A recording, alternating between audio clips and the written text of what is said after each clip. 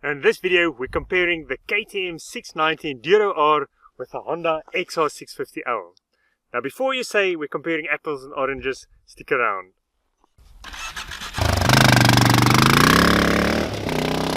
Hi, I'm Francois from adventurebiketroop.com.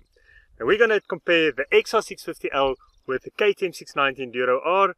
I know a lot of you say you can't compare the bikes. I initially also thought it's a weird comparison, but a lot of people have asked me in the comments to compare these two bikes. So I looked online and I actually found that the same question has been asked many times on different forums, which I've linked below as well. So let's have a look at these two enduro bikes. Now you might say this is not an enduro bike. Well, if you look at Chris Scott's Adventure Motorcycling Handbook, you'll actually see he lists the XR650 with the KTM690 as hard enduro or big enduro bikes. Now I know a lot of people will say the KTM is just in a different league, and it's true. The KTM is better in almost every aspect. Well, better, I say it's faster, it's more powerful, better suspension, better brakes. So it is quite a different bike.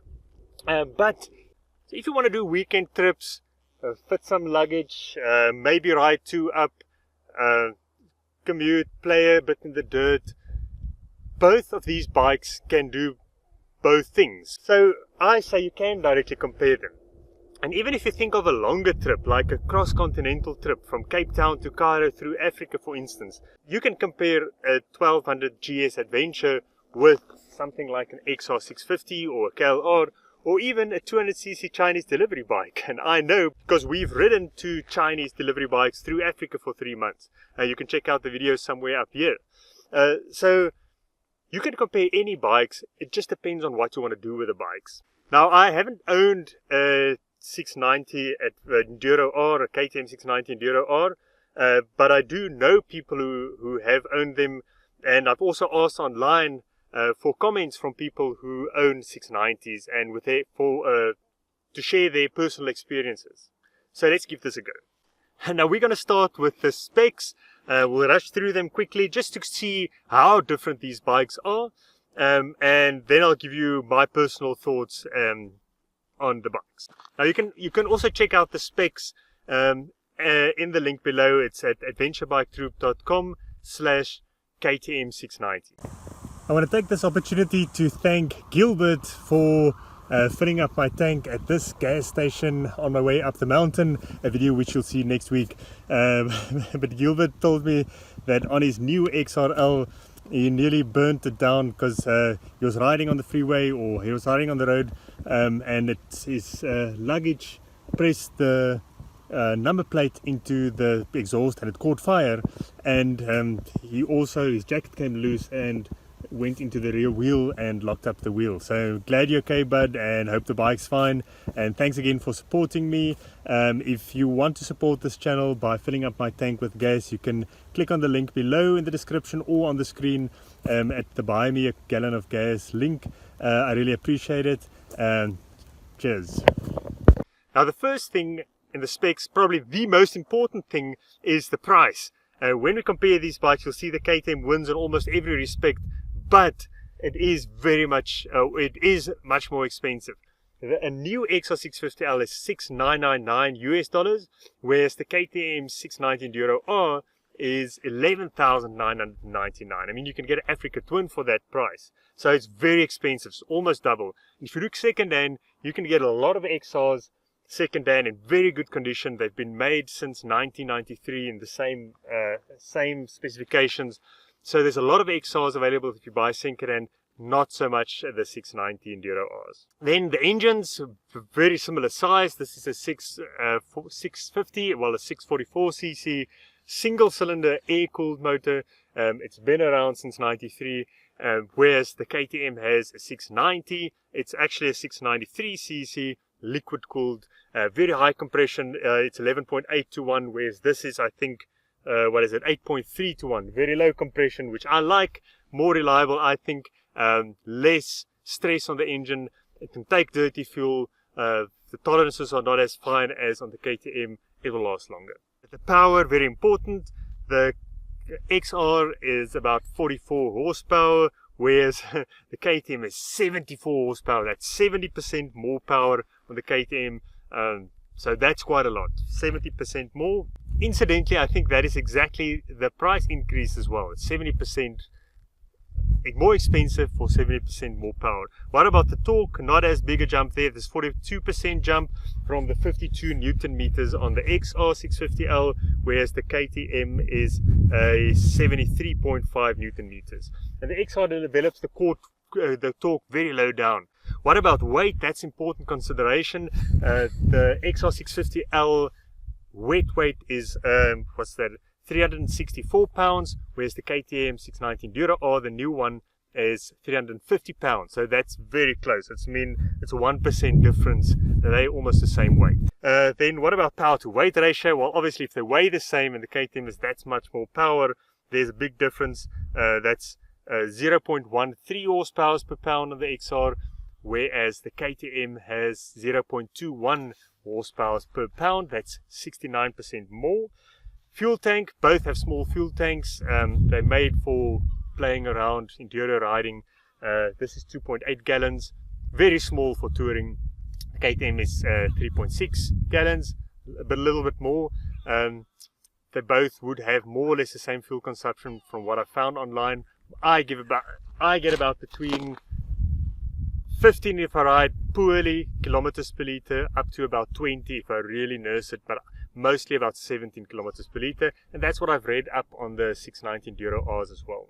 Let's compare the seat height. The XR is known for being one of the tallest bikes. It's 37 inches. That's almost exactly the same as the KTM640 Adventure.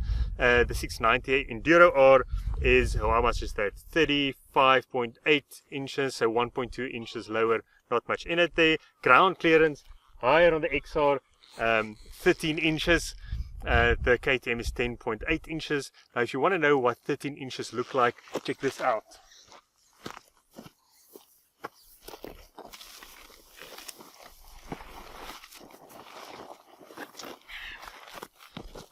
Unnecessary, but it does give you some perspective. This bike is super tall. I've never had it hit a rock or anything below. So that's quite nice. Suspension travel, it has more suspension travel. This is about, I think, 294 millimeters in the front, 280 millimeters in the rear. The KTM is 245 front and rear. A lot of people will say the KTM has better suspension than White Power, Explorer, or whatever, I don't know what you call it, but anyway, it's better suspension. But I have to say, coming down the mountain now, you'll see footage in next week's video, which I'll link here once it's up there. The places I rode today, it never bottomed out. It just cruises over. I haven't set the sag at all. It is set a bit stiff at the moment for my weight, empty like this. But the suspension it's just awesome. If you're not going to jump the bike, there's nothing wrong with the XR suspension. And the same with the brakes. Let's see, the brakes, front is 240, both front and rear is 240 diameter, 240 millimeter diameter disc rotors. The KTM is 300 in the front, 240 in the rear. I'm sure it's better, especially on the tar road, if you have to brake quickly with ABS on the KTM. But again, in the dirt roads where I rode today, up on the mountain, steep downhills, ruts, rocks, there's nothing wrong with the brakes on the XR650L. Yes, okay, so you can say, what about ABS? I don't like ABS. Something else that can go wrong. You have to remember to switch it off. It can be dangerous if you don't. There's nothing wrong with the XR's brakes. Then gearbox, 5-speed on the XR, 6-speed on the KTM. It'll have a higher top speed. You can cruise all day at 120 kilometers per hour. That's 75 miles per hour on the XR650L. Yes, I know with the KTM you can still lift your front wheel at 120 kilometers per hour. And if you think that's impossible, I actually know someone, I've met someone that can do that. Definitely not on the XR. This XR in this current form has been around since '93. That's 28 years worth of know-how, whereas the KTM, they started the 690 I think in 2012. There's been some changes, some much needed upgrades on some of the components, which we'll chat about soon, but much less know-how, less aftermarket parts than on the XR650L. And then just a few things that the KTM has that the Honda does not have: hydro slipper clutch, off-road cornering ABS you can switch off, ride-by-wire throttle, hydraulic fuel injection, quick shifter on the clutch, traction control, a whole lot of stuff, a whole lot of electronics, a whole lot of stuff that no one will be able to fix next to the road in the middle of Africa, which in my mind makes the XR650L definitely a better bike for overland touring far from civilization. But if you have a KTM dealership in your hometown and you have lots of money, then the KTM definitely is a better bike. If you think, but what about thick sands in the Sahara Desert, for instance? Again, if you look at Chris Scott's DVD, you have to go and check it out. 2003 video that they made where they went into like Libya and Algeria and Morocco and wherever. They rode 3 brand new XR650Ls through the desert, heavily laden with aluminum boxes, extra tires. They dumped tires and fuel in the desert. I watched it the other day, and it's absolutely insane where they took those XR650Ls out of the box. They rejetted it and rode the bikes through the desert.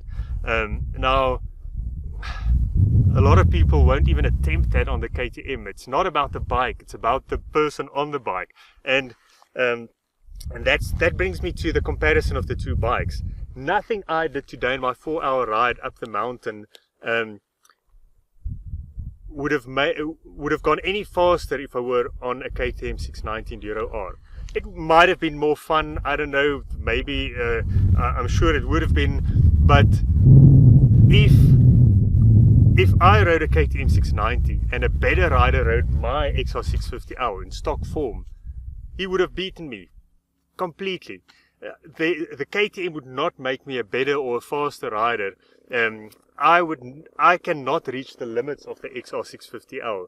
I don't jump, I don't wheelie, so for me, I don't see any reason paying more, 70% more, for a bike that won't make me do more stuff.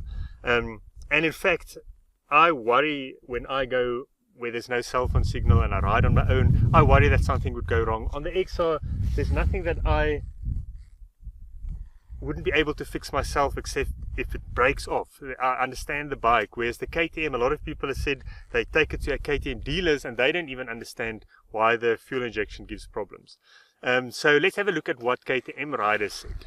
Okay, first a few issues that I've heard about is the stock fuel pump on some of the older models. They said you have to replace it with a car fuel pump outside of the tank and then it runs forever. No one's complained about the engines except some models had rocker arms that break. KTM fixed it under warranty. I've spoken to people who've had that happen on a trip and they had to replace it next to the road. Not fun. Then the leaking slave cylinders on the clutch. Bad vibrations, they can't see through the mirrors. This thing vibrates, but not that bad. I've heard the 640 also vibrates. A friend of mine's main jet rattled loose on the highway on his old KTM 640, so that's pretty bad. The instrument cluster failed on some people's bikes on the KTM 690 Enduro Rs. So a lot of stuff, but mostly the owners who've had them for many thousands of kilometers. On the Facebook group I asked, there's about 25 answers from owners of KTM 690s, and they all said it's an awesome bike, very reliable. They fixed some of these issues here and there. Most of it was fixed by KTM. Some people complained, 1 or 2 people complained on forums about the EFI giving problems and the dealers not being able to sort it out. I'm going to read a comment here from Thumper Talk. Here's an honest post. As I'm selling my 690R, the KTM is probably 4 times as expensive to own after a year. It's not just the buying cost, it's how often it breaks down, who can fix it, what you can do yourself. You may be able to do everything blindfolded on an XR, but not find a top tuner in the world can figure out your KTM. That was one disappointed KTM owner. And then another one who owns the 600 said the KTM is a very expensive mistress. The XR gives much better, much the same kick in conjunction with a much lower top speed.